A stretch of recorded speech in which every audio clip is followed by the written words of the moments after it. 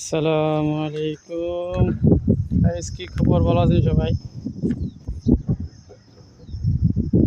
কি দেখেন আমাদের সাজাদ হাদির বাংলা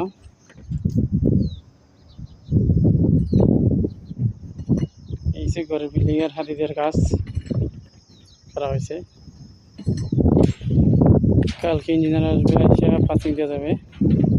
সম্পূর্ণ কাজ শেষ। এখন আবার সাইড ফেলার সম্পূর্ণ মারা হয়েছে, এখন কমপ্লিট হয়ে গেছে।